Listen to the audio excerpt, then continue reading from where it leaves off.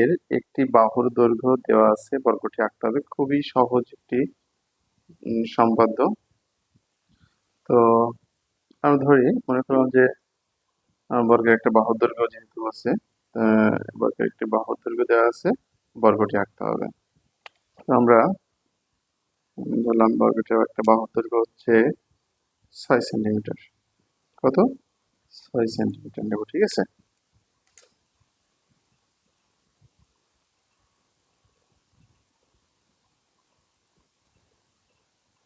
ছয় সেন্টিমিটার নিলাম, একটা বাহুর দৈর্ঘ্য এ, এটা হচ্ছে 6 সেন্টিমিটার, ঠিক আছে।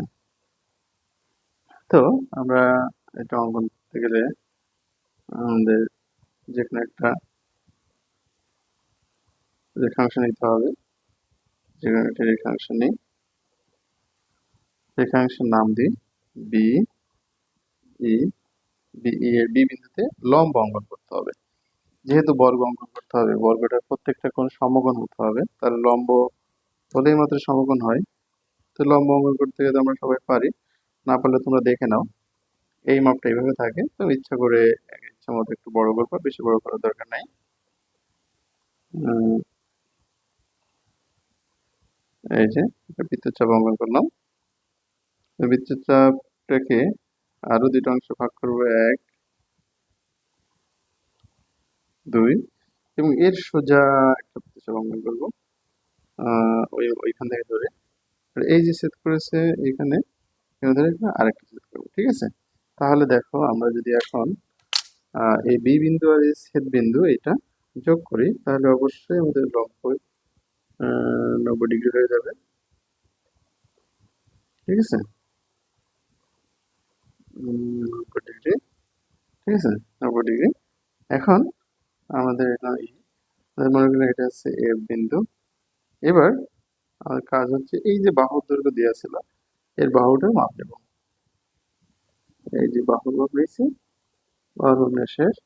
এইবার বি কে কেন্দ্র করে উপর থেকে একটা অংশ কাটবো, আর বিই হতে একটা অংশ কাটবো। তাহলে এই যে দুই জায়গায় ছেদ করছে, এই ছেদ বিন্দুকে কেন্দ্র করে আরো দুটা বৃত্তচাপ করবো, এখানে একটা আর এই যে একটা, ঠিক আছে।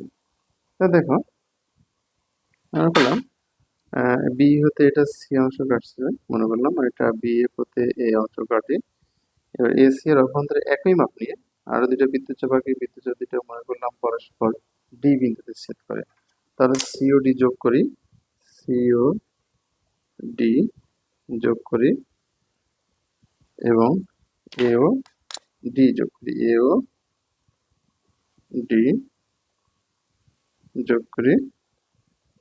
তাহলে এ বি সি ডি উদ্দিষ্ট চতুর্ভুজ, ঠিক আছে। তাহলে সম্পদটা কি ছিল? সম্পদটা ছিল হচ্ছে, কোন বর্গের একটি বাহুর দৈর্ঘ্য দেওয়া আছে, বর্গটি আঁকতে হবে।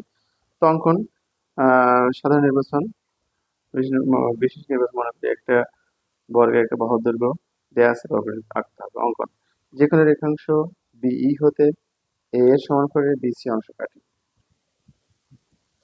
এই বিন্দুতে বি এর লম্ব অঙ্কন করি। বি এর হতে এ এর সমান করে এ বি অংশ কাটি। এবার এ এর সমান ব্যাসার্ধ নিয়ে এ ও সি কে কেন্দ্র করে এসি এর অভ্যন্তরে দুইটি বৃত্তচাপ আঁকি। বৃত্তচাপ দুইটি পরস্পর ডি বিন্দুতে ছেদ করে। এ ও ডি, সি